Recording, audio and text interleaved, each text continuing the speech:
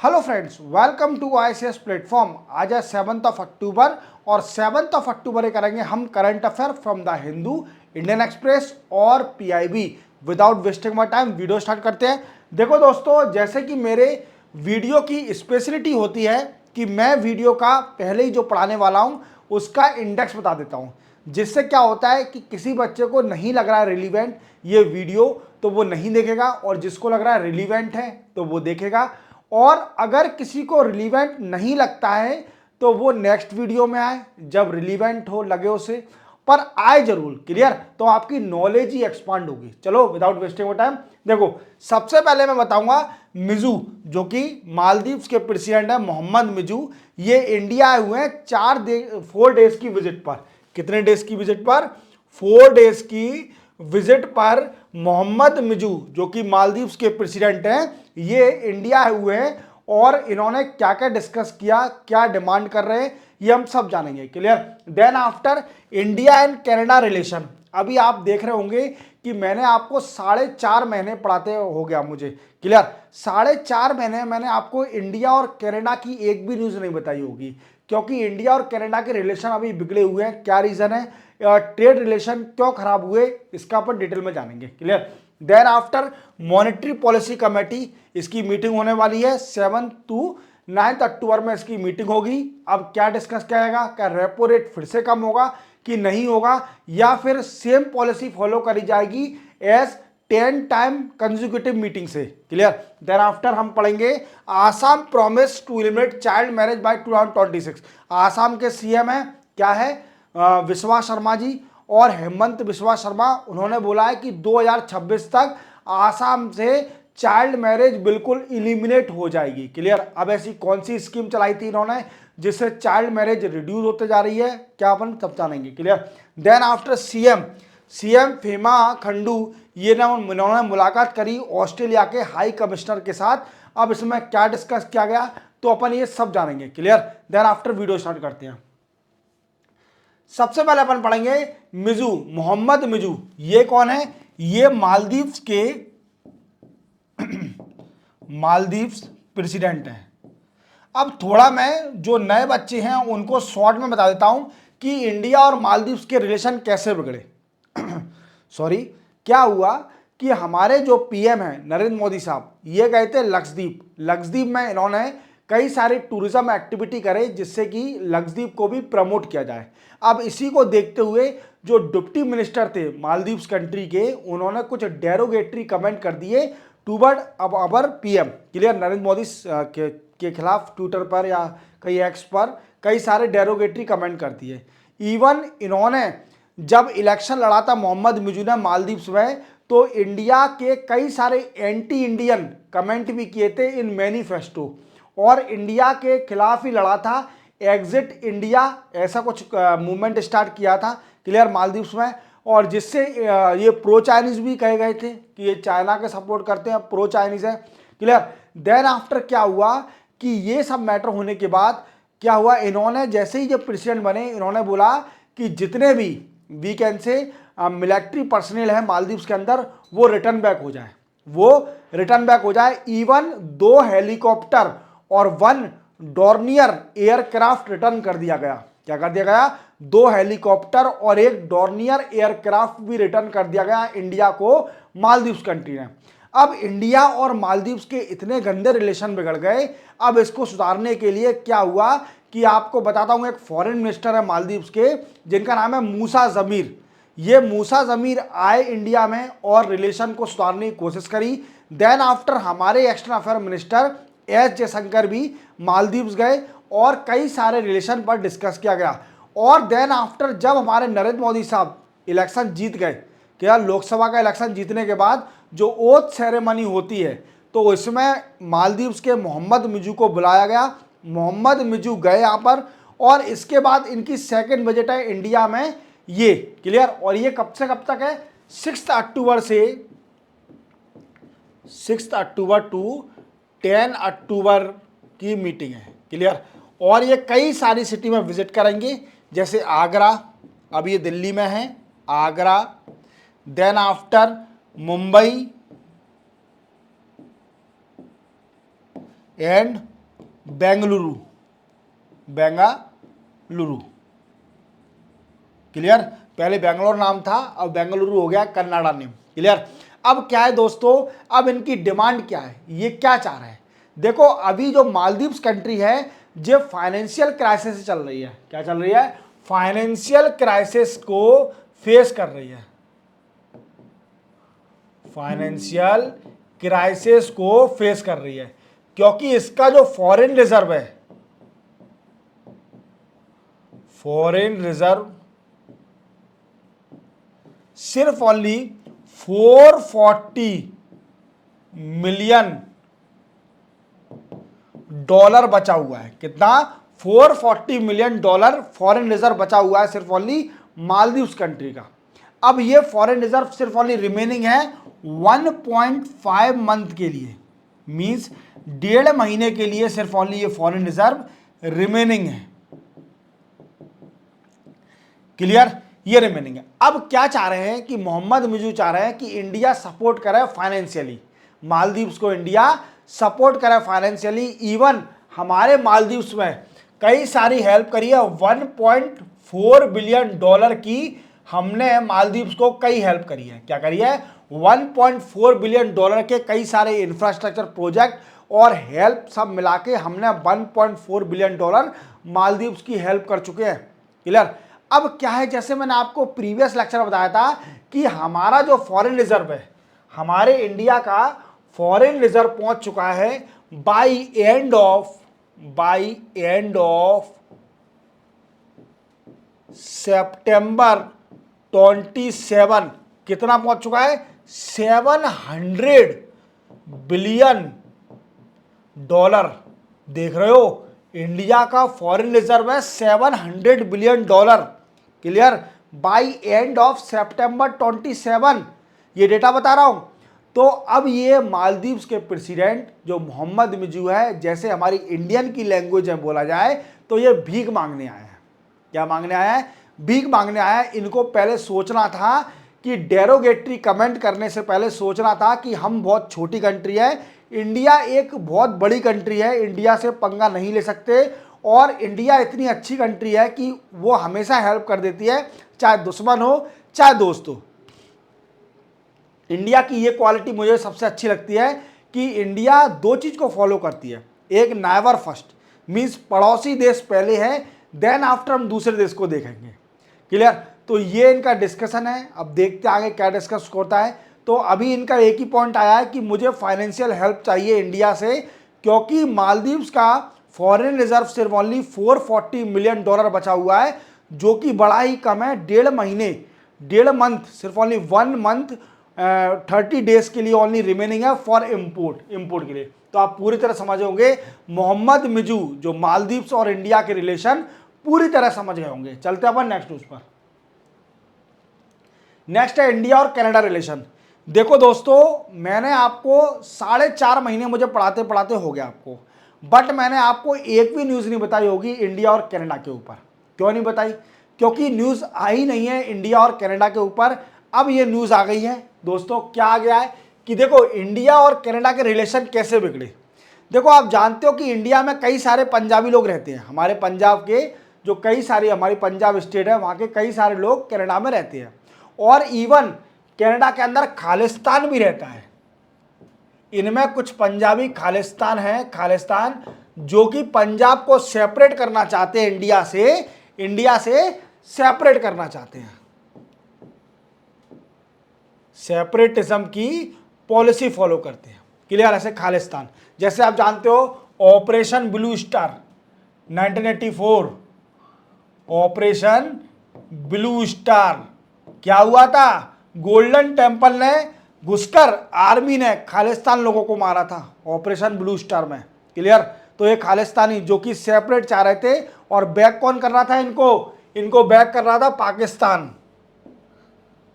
पाकिस्तान इनको बैक कर रहा था कि आप लड़ो, और जितना पाकिस्तान का हमारे पास पंजाब का पार्ट है, जितना भी पाकिस्तान के पास वो हम दे देंगे, और इंडिया का मिला के आप एक कंट्री बना लेना। ये पाकिस्तान झूठी इनको वीकेंड से झूठी ख्वाहिश दे रहा था कि हाँ हम भी दे देंगे आपको पार्ट, आप तो लड़ो बराबर।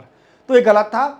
सुनो मेरी बात। अब क्या हुआ कि कुछ टाइम पहले, कुछ साल पहले एक खालिस्तान के सेपरेटिस्ट थे, उनका नाम था हरदीप सिंह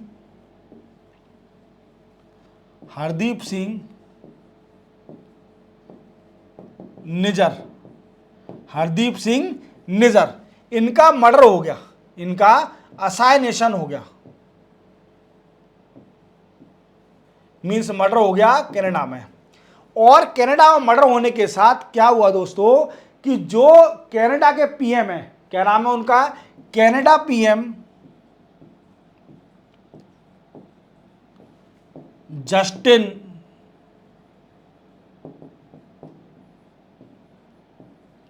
ट्रूडो, क्या है, जस्टिस ट्रूडो, ये पीएम है। इन्होंने क्या किया, हाउस ऑफ कॉमन में, कनाडा के हाउस ऑफ कॉमन में ये बोल दिया कि निजर का जो असाइनेशन हुआ है उसमें इंडिया का डायरेक्ट इन्वॉल्वमेंट है, India involvement in the assassination of Hardeep Singh Nijjar. Clear. अब इससे क्या हुआ कि इंडिया और कनाडा के रिलेशन बिगड़ गए, इंडिया और कनाडा के रिलेशन बिगड़ गए। इवन इंडिया ने यह बोल दिया कि हम कनाडा के साथ कोई भी ट्रेड रिलेशन नहीं रख सकते, अब हमारे कोई भी ट्रेड रिलेशन और बायलैटरल रिलेशन नहीं हो सकते। क्लियर। तो मैं आपको फिर से बता देता हूं क्या हुआ है कि मुझे 4.5 महीने हो गया आपको पढ़ाते पढ़ाते, बट मैंने आपको अभी तक इंडिया और कनाडा के बारे में बिल्कुल न्यूज़ नहीं बताई है। क्यों नहीं बताई, क्योंकि इंडिया और कनाडा के रिलेशन बिगड़ गए थे after assassination of the Hardeep Singh Nijjar in Canada. और जो कि पीएम है कनाडा के, जो कि जस्टिन ट्रूडो, उन्होंने बोल दिया था हाउस ऑफ कॉमन, कनाडा के पार्लियामेंट हाउस ऑफ कॉमन में, कि इसी असाइनेशन में इंडिया का इन्वॉल्वमेंट है, इंडिया का इन्वॉल्वमेंट है। हरदीप सिंह निजर जो कि खालिस्तान सेपरेटिस्ट लीडर थे। क्लियर। तो उन्होंने बोला कि इंडिया का इसमें इन्वॉल्वमेंट है। इसी के बाद इंडिया ने कई सारे बायलैटरल ट्रेड रिलेशन कनाडा के साथ तोड़ दिए, कई सारे ब्रेक कर दिए। इवन कनाडा के साथ अब इंडिया रिलेशन नहीं रखना चाहती। बट क्या हुआ है, अभी कुछ न्यूज़ में क्यों आया है, क्योंकि क्या है, वहाँ के मिनिस्टरों ने अभी बोला है इंडिया के लिए कि India is a one country, India can not be bifurcated bye anybody, means India को नहीं तोड़ा जा सकता, इंडिया एक ही कंट्री है, ये वहाँ के मिनिस्टर ने बोला है। और देखो कितनी बड़ी बात है कि ये झुक गए हैं इंडिया के सामने, तो इंडिया की वैल्यू देखिए। और ये भी बोला है कि इंडिया की वैल्यू आज इतनी है कि क्या बताऊं। क्लियर। तो देखो वहाँ के जो मिनिस्टर हैं, अब मैं बता देता हूं फिर से आपको कि वहाँ के कनाडा के जो मिनिस्टर हैं, कनाडा मिनिस्टर, उन्होंने बोला है India is one, no one part the India, India का कोई भी पार्ट नहीं कर सकता, इंडिया का सारा पार्ट है। अब ये स्टेटमेंट क्यों आया है, क्योंकि कनाडा समझ गई है कि हम इंडिया से रिलेशन बिगाड़ के कुछ नहीं कर सकते। कनाडा कितनी भी बड़ी कंट्री हो, बट उसे रिलेशन इंडिया से बनाने ही पड़ेंगे, क्योंकि वो जानती है कि इंडिया दिन प्रतिदिन ग्रोथ करते जा रही है और 2031 में इंडिया एक तीसरी सबसे बड़ी लार्जेस्ट इकोनॉमी बन जाएगा। क्लियर। तो आप पूरी तरह समझ गए होंगे कि इंडिया और कनाडा के रिलेशन क्या है। क्लियर। चलते अपन नेक्स्ट न्यूज पर। नेक्स्ट है आसाम प्रॉमिस टू एलिमिनेट, क्या है, चाइल्ड मैरिज बाय 2026। क्या है दोस्तों, आप जानते हो कि ये आसाम के सीएम है हेमंत बिस्वा शर्मा। कौन है, हेमंत बिस्वा शर्मा। मैंने आपको कुछ टाइम पहले न्यूज बताई थी कि आसाम ने एक स्कीम स्टार्ट करी है, मुख्यमंत्री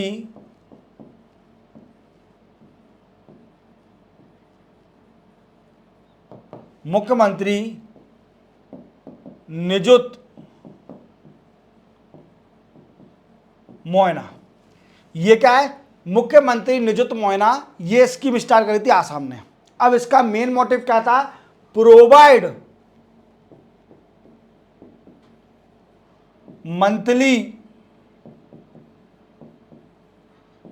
payment to Assam girl for completing their higher education, completing their higher education। अब इसका रिलेशन किससे स्कीम से? इसका रिलेशन है चाइल्ड मैरिज से। किससे रिलेशन है? चाइल्ड मैरिज से डायरेक्ट रिलेशन है किसका? इसी स्कीम का। ये कौन सी स्कीम है? निजुत मोयना, मुख्यमंत्री निजुत मोयना। इसमें जो क्या करेगी आसाम गवर्नमेंट, जो आसाम की गर्ल है उनको मंथली पेमेंट देगी कि वो अपनी हायर एजुकेशन को कंप्लीट कर सकें और चाइल्ड मैरिज ना करें। जिसे वो पढ़ेंगी तो वो डेफिनेटली चाइल्ड मैरिज नहीं होगी। अब इन्होंने बोला है, जो आसाम के सीएम है हेमंत बिस्वा शर्मा, ये बड़े ही अच्छे सीएम हैं और स्टेट फॉरवर्ड है। ये पहले कांग्रेस में थे, अब ये बीजेपी में हैं। पार्टी मैटर नहीं करती, मैटर करता है लीडर। हम लोग तैयारी कर रहे हैं यूपीएससी गवर्नमेंट एग्जामिनेशन की, हमें ये मैटर नहीं करता कि कौन सी पार्टी अच्छा परफॉर्म कर रही है, हमें मैटर करता है कि कौन सा लीडर अच्छा परफॉर्म कर रहा है, चाहे वो कांग्रेस का हो, चाहे बीजेपी का हो, चाहे आम आदमी पार्टी का हो। हमें रटना है कि अच्छा काम, और कुछ गलत काम भी रटना है, वो भी मेंशन करके आना है। ऐसा नहीं है कि अच्छे अच्छे काम ही मेंशन करके आना है। क्लियर? क्रिटिकल एनालिसिस करना है अपन को। क्लियर? तो देखो दोस्तों, क्या है कि इन्होंने बोला है, हेमंत बिस्वा शर्मा जो कि स्टेट फॉरवर्ड है आसाम के सीएम, इन्होंने बोला है कि हम आसाम के अंदर से चाइल्ड मैरिज को 2026 तक फिनिश कर देंगे। मीन्स हमारे आसाम में कोई भी चाइल्ड मैरिज नहीं होगी बाय 2026 के बाद, क्योंकि हमने एक स्कीम स्टार्ट करी है, मुख्यमंत्री निजुत मोयना स्कीम, जिसमें फाइनेंशियल मंथली फाइनेंशियल हेल्प करी जाएगी to Assam girl to complete the higher education. Clear? समझ में आ गया पूरी अच्छी तरह से? चलते अपन नेक्स्ट न्यूज पर। नेक्स्ट है CM Pema Khandu hosted Australian high commissioner. क्या है दोस्तों कि अभी जो अरुणाचल प्रदेश के सीएम है, ये कौन है? अरुणाचल प्रदेश के सीएम है,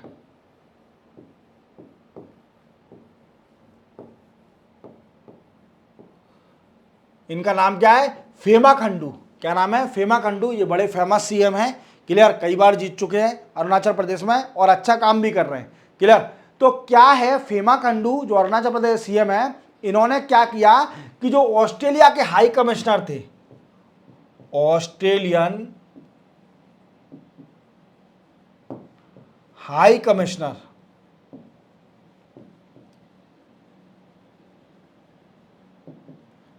इनको फैसिलिटेट किया।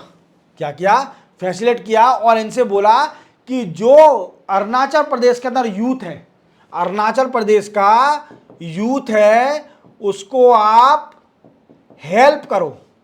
ऑस्ट्रेलिया हेल्प करे for skill development.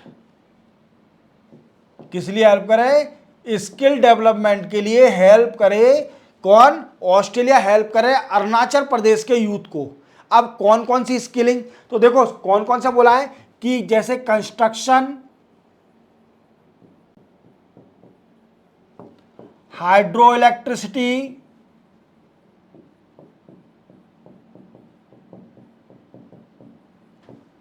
Infrastructure,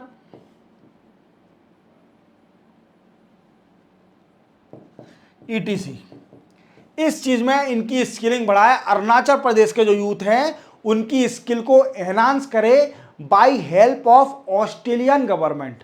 bye help of Australian government. जैसे कि आप जानते हो कि हमारे मोदी साहब अभी सिंगापुर भी गए थे और सिंगापुर जाने के साथ उन्होंने मीटिंग करी थी। किसके साथ? सिंगापुर के पीएम थे, उनके साथ मीटिंग करी और स्किल डेवलपमेंट का एक एग्रीमेंट साइन करके आए।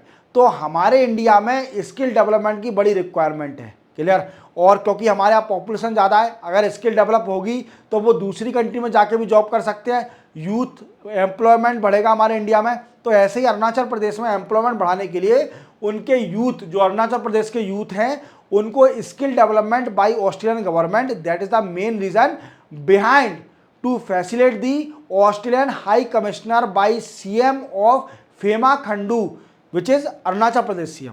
क्लियर, तो पूरा क्लियर हो गया। चलते अपन नेक्स्ट न्यूज पर। नेक्स्ट है एमपीसी मीटिंग। देखो मॉनेटरी पॉलिसी कमेटी, एमपीसी का फुल फॉर्म क्या है? Monetary policy committee.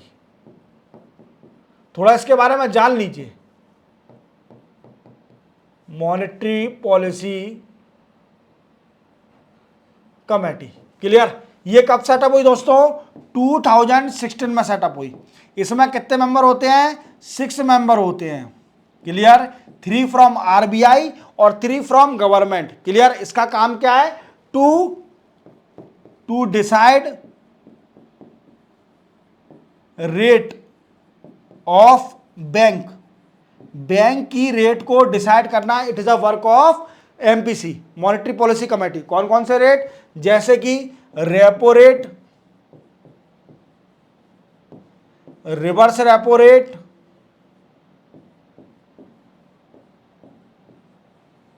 Reverse repo rate, SLR, saturated liquidity ratio, CRR, cash reserve ratio. Clear, bank rate, ये सारे रेट डिसाइड करती है मॉनेटरी पॉलिसी कमेटी। और इसकी मीटिंग होती है साल में 4 बार। कितने? 4 टाइम इन ईयर। 4 बार इसकी मीटिंग होती है, 4 टाइम इन ईयर। और कैसे? 4 बार कब? क्वार्टरली, क्वार्टरली मीटिंग होती है। 3-3 महीने में 4 बार होती है इसकी मीटिंग। अब मॉनेटरी पॉलिसी कमेटी की अब इसकी मीटिंग होने जा रही है। कब होगी? 9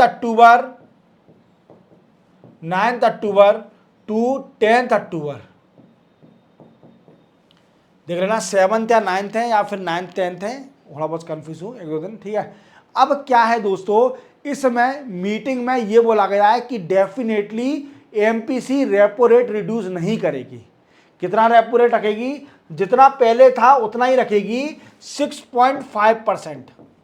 6.5% ही रेपो रेट रहेगा। रेपो रेट ना ही रिड्यूस होगा ना ही इंक्रीज होगा। वी कैन से अनचेंज्ड, ये अनचेंज रहेगा। It is unchange, repo rate unchange रहेगा। और ये 10 बार मीटिंग होती है, 10 कंसेक्यूटिव मीटिंग है ये, 10 कंसेक्यूटिव मीटिंग। जब से रेपो रेट में कोई चेंज नहीं आया है। 10 बार मीटिंग हो गई है एमपीसी की और रेपो रेट में कोई चेंज नहीं आया है। क्योंकि क्या रीजन है? इसका रीजन है फूड इन्फ्लेशन। क्या है? Food inflation. फूड इन्फ्लेशन जब तक कंट्रोल नहीं होगा तब तक रेपो रेट रिड्यूस नहीं होगा। और ये डिसाइड करा गया है एमपीसी के बारे में, अजम्पशन लगाया गया है। मीटिंग होगी जब बताऊंगा कि चेंज होता है कि नहीं होता, पर यह बोला गया है कि हाँ नहीं होगा, ये कंफर्म है। कंफर्म नहीं कह सकते जब तक मीटिंग नहीं होगी। क्लियर, तो इसी के साथ 7 अक्टूबर के करंट अफेयर कंप्लीट होते हैं। चैनल को सब्सक्राइब और बेल आइकन प्रेस करना ना भूलना। मिलते हैं हम कल 8 अक्टूबर को नए करंट अफेयर के साथ। तब तक के लिए जय हिंद।